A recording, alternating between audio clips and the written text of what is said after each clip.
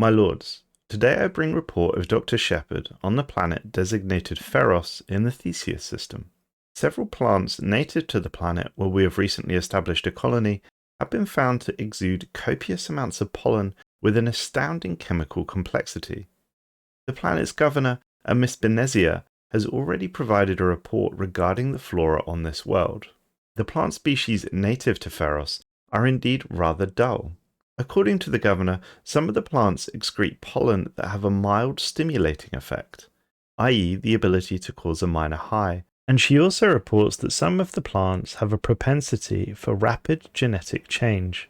Despite both these factors, Miss Benezia has reported that this is hardly impressive enough to warrant further investigation, or adoption as a strategic or luxury resource. Originally, this was not flagged as an incident worthy of attention. However, teeths from Pharos have dropped sharply over the recent months. It started as a minor dip, marginally below the median, but they are now at risk of drawing the attention of the administratum. A crack team consisting of administrators and the top scientist Dr. Shepherd was sent to the planet to identify and solve the problem. Upon arrival, Dr. Shepherd began further research into the plant life on Pharos. It would seem Miss Benezia falsified her original report. It appears the plant acts on the colonists' pheromone receptors with a mild aphrodisiac effect, accompanied by a small high as Benezia reported. However, this effect is clearly addictive. Long-term exposure to the naturally occurring pollen on Pharos is resulting in citizens becoming distant and distracted, and unable to concentrate and focus on tasks. The plant that produces the most potent strain of pollen is a flower common to all areas of the planet. Our scientists are yet to name it, but the colonists colloquially have named it the Mharin Kharin.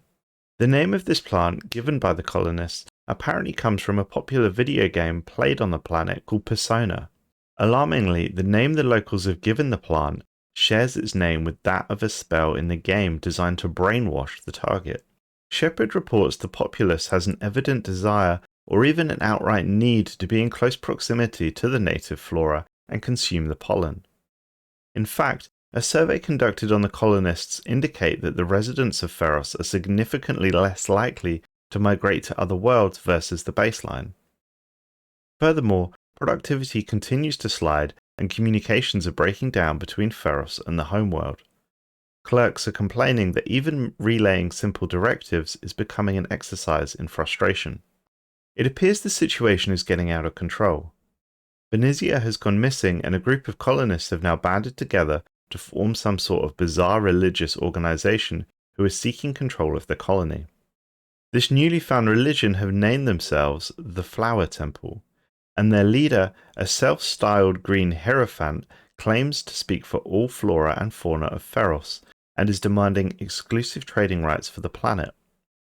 The goal, it seems, is to transport these plants to other locations within our empire. Shepherd reports his attempts at reasoning with the cultists.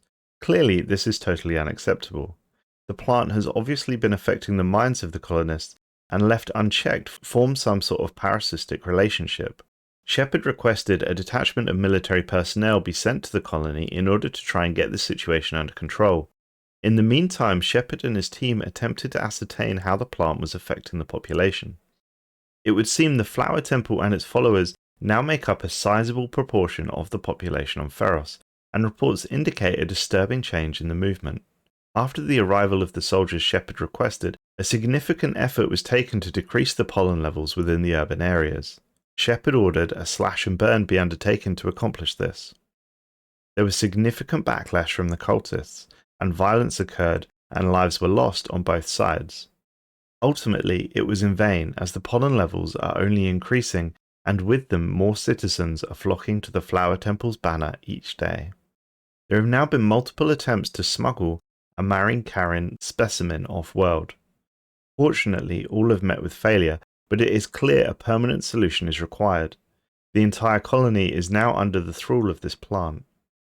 Dr. Shepherd and the remaining military personnel have retreated back onto their ships in orbit and set up a blockade to prevent any of this plant finding its way off-world. The colonists seem to be preparing for a planet-wide festival to celebrate their newfound freedom. Dr. Shepherd has come up with a way to deal with the flora of this world for good. A bacteriophage will be developed and delivered as an aerosol into the atmosphere.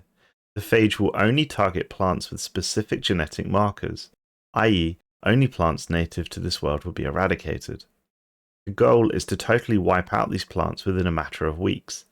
Perhaps then, without the constant influx of fresh pollen, the colonists will snap out of their delusions.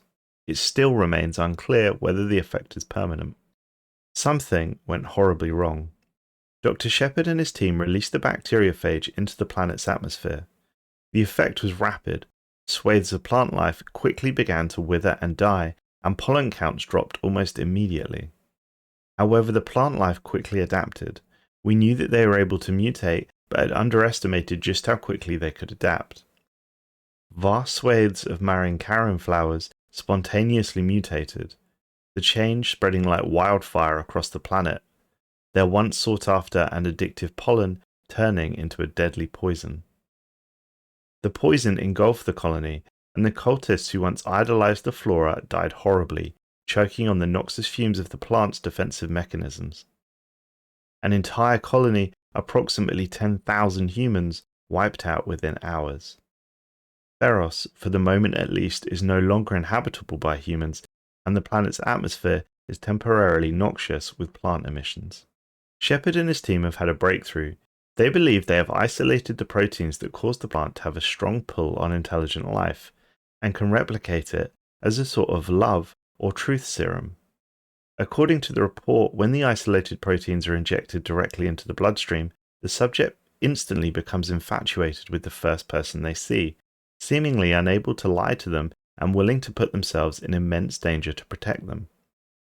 The effect wears off after a few hours, but can be safely resumed with more doses of the drug. Shepard suggests that this drug be used extremely sparingly, for if it became available to the wider market, havoc would surely follow. At least one benefit has come out of this situation. The pollen count has now diminished sufficiently should we wish to recolonize Feros. However, the plant itself still remains, and it seems clear that were we not to take action, events could easily repeat themselves. Shepard therefore has requested to virus bomb the planet.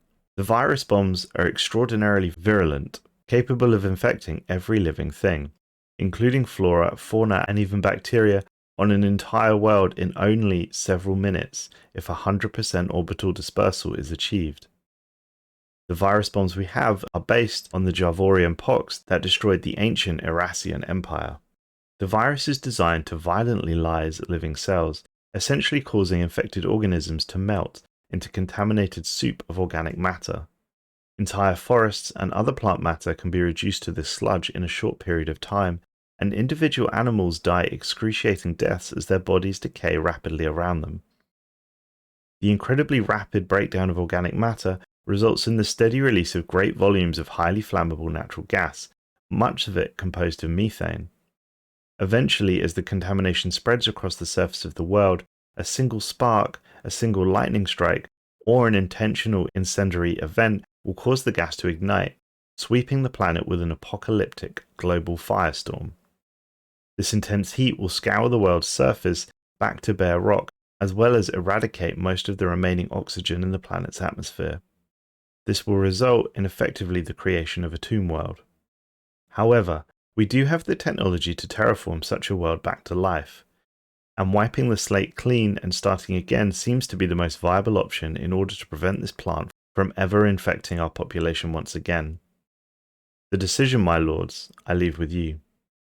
Thanks for watching, folks. Would you virus bomb the planet? Let me know in the comments, and as ever, if you want to hear another story, then please click the video on screen now.